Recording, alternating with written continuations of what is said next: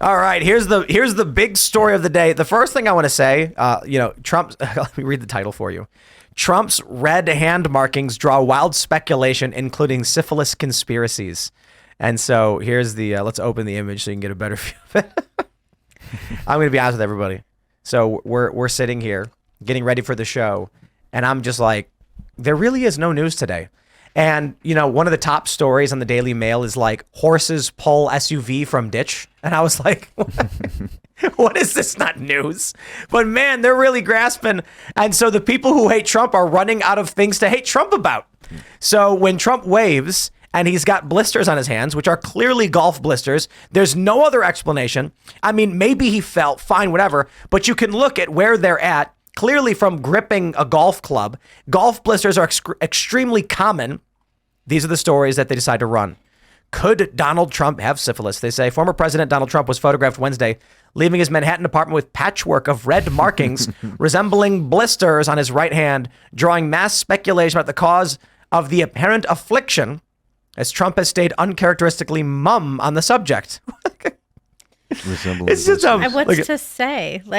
Well, do you ever to be not mum about? Do you think we'll ever get to the point where we elect a president that openly has syphilis? I mean, that's my question. No. Are we just taking away the stigma? No. In order for Trump to have had progressed in syphilis to that degree, it would mean that he had symptoms for like 10 years.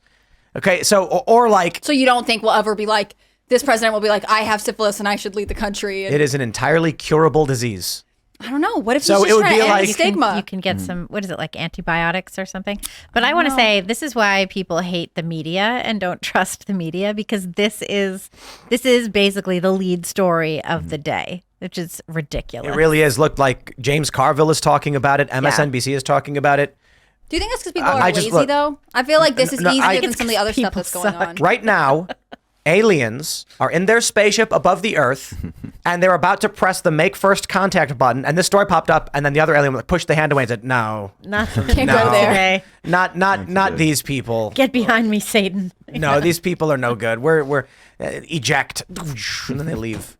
We're not going to bring them into the Galactic Federation. It said resembling blisters. Didn't it? Say resembling. It's kind of funny. Yeah. We can't say what they are. Instead of not sure. Yeah, just for it's funny the way they play those tricks. Host of MSNBC's Morning Joe questioned whether the blemishes were magic marker, blood, or something that may have been exacerbated by Trump slamming his hands on the table during his defamation trial surrounding statements he made about writer E. Jean Carroll. What I love about this is that, first, we here at Timcast, when I saw the story, the first thing I did was I scrolled past it. I saw a story that says, what is wrong with Trump's hands? I went, and then I kept going. And then I read an op-ed from the Covington Catholic kid, Nick Samuel. I'm like, oh, here's an op-ed. I'll read about that story. Yeah. That matters to me. And but this is picked up by all the cable outlets. And so finally, when I started realizing everybody's talking about this, I Google searched blisters on hand, and golf blisters is like one of the first things I found. And I was like, oh, Trump goes golfing. He goes golfing all the time. It's like or it could be this other thing that we like better because it assassinates his character. Also, it's like you mentioned the E. Jean Carroll trial that's going on. And of course, they would come up with syphilis because it links it to something, sexually untoward. And then it almost like meta verifies her stupid narrative. Like Democratic strategist James Carville didn't mince words. They don't look like cuts to me. I think there's a good chance this man has the clap. Okay, that's gonorrhea. And I do not believe that causes blisters on your hands, but I don't know for sure. He said Wednesday on the Politicon podcast, noting he consulted a number of doctors who all came to the consensus that Trump has secondary syphilis, though he did not identify the doctors, and added the disclaimer that the photos may have been doctored. Holy crap. Okay, so syphilis has phases, and secondary, I could be totally wrong, but I think secondary syphilis is like a year or two out or something like that? Yeah, it's a while later. The only thing I really know about syphilis is that Nietzsche had syphilis, and I think it killed him because they used to drink mercury. Yeah, how do they get away with writing stuff like this and calling them conservatives conspiracy theorists? Is beyond me. That's such a good question. Well, they're a cult. You know what I mean? Like, so you have post-liberals, former Democrats, disaffected liberals, conservatives, all of us disagreeing on policy. But the one thing we agree on is these people are crackpot cultist weirdos. And so they'll call all of us conspiracy theorists when we say stuff like, yeah, you guys are crazy. But that's it. And you ask, how do they get away with it? Well, how do they get away with a woman claiming that 30 years ago Trump raped her in the Bergdorf or whatever, and Trump's like, there's no evidence. I've never met the woman. I have no idea what she's talking about. And they're just like, you're liable anyway, so whatever. It's crazy. Who's going to want to live? I'm sorry, I would not want to live in any of these places, these cities. We're really getting... New York is beyond the communist communist dystopia nonsense, where quite literally a stranger you've never met. I think Trump, they're saying that he knew E. Jean Carroll, whatever, and there's like a photo of them at a party at the same time. And Trump's like, I've been to a bunch of parties with a bunch of people. I don't know who this person is. He went to every party of the socialite set. And he was probably the most well-known person in most of those And multiple rooms. women came to take pictures with him. Right. It was Right. something- Yeah. So one day, you're going to get sued by someone you've never heard of, claiming that you, I don't know, like in this instance for Trump, raped her or whatever, or sexually assaulted her. This woman just clearly, everybody agrees, is a whack job. Yeah.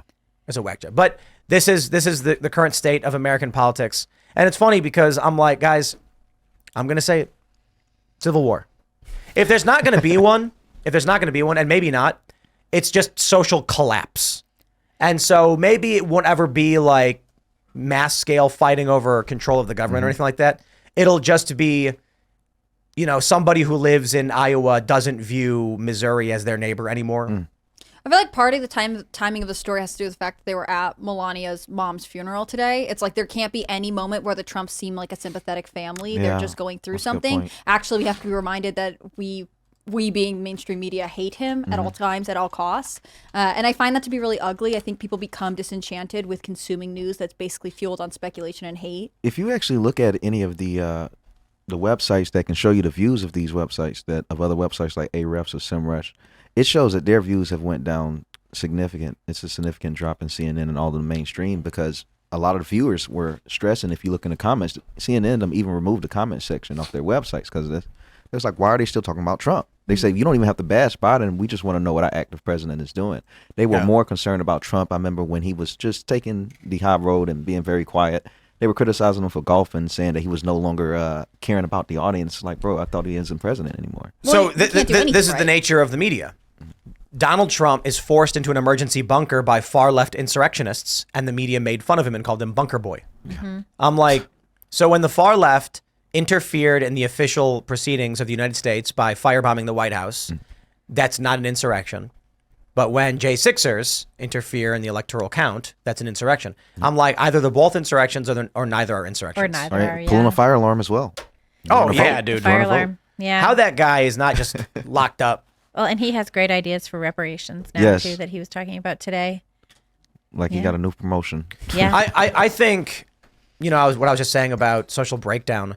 There's a big story right now where Texas has begun arresting illegal immigrants I love this story. in defiance of they the started federal arresting government. him today. Oh, Yeah. And I'm telling you, like, that's cool. yeah, we a grain of sand being added to the heap. At some point, the federal government either has to admit it's been defeated. Look, I'll put it this way. By Texas, which is kind of perfect. Well, that's it. The dam has broken. The dam is broken. Okay. We are not necessarily looking at Fort Sumter, although I wasn't the one who made this point. I can't remember who they made this point. I think it might have been like Benny Johnson. I'm not sure. That I think it was Benny. He was saying that the federal, it started the first Civil War. The federal government is saying this is our territory. The South is saying no, it's not. And there's a standoff. Nobody really dies, but we call that the start. Right now in Texas, the federal government is saying Texas is breaking the laws, breaking federal law, barring them from access to the river, and they have no authority to enforce border issues. And Texas is saying we're going to do it anyway. The dam is broken because now there's one of two scenarios. The first scenario is the federal government loses, has no authority, no control, and the confidence in the federal government's ability to enforce the border is gone. Arizona makes the next move. Which they should be doing. I mean, with Katie Hobbs, they won't. But If the federal government loses here and they are not able to enforce with force, the states win, and that diminishes the power of the federal government substantially to where other states will start taking similar action. How do we know this is going to happen? Because when California started defying federal law with their sanctuary cities and sanctuary states, we then saw the emergence of gun sanctuaries where several jurisdictions started saying we will no longer enforce these federal gun laws. So Texas, for instance, has completely eschewed the ban on suppressors, and they say, and fact check me before you go out and buy suppressors. But my understanding is if you're in Texas, you can buy a Texas suppressor, and they don't adhere to federal law. So it's the ATF who have to come and stop you from doing it. Oh, wow. The other path is the federal government decides the only way to assert their authority and prevent the breakdown of confidence is to, by force, stop the Texas National Guard and law enforcement from prohibiting them. That would mean an escalation of force from federal law enforcement against Texas National Guard or police. Well, what's interesting too, though, is the border agents that Biden deploys. What they typically do is they're not there on the line dealing with the border. They're mostly just processing people. That's all they're doing. So the National Guard went in and said, we're going to actually close the border here. And the law that Texas passed was interesting because it said that it's illegal to enter Texas crossing an international border illegally. Yeah. So they made illegally crossing the border illegal again. Thanks for watching this clip from the Timcast IRL podcast. Hang out with us live Monday through Friday at 8 p.m. and become a member over at timcast.com for uncensored, members-only shows exclusive. Thanks for hanging out, and we'll see you all next time.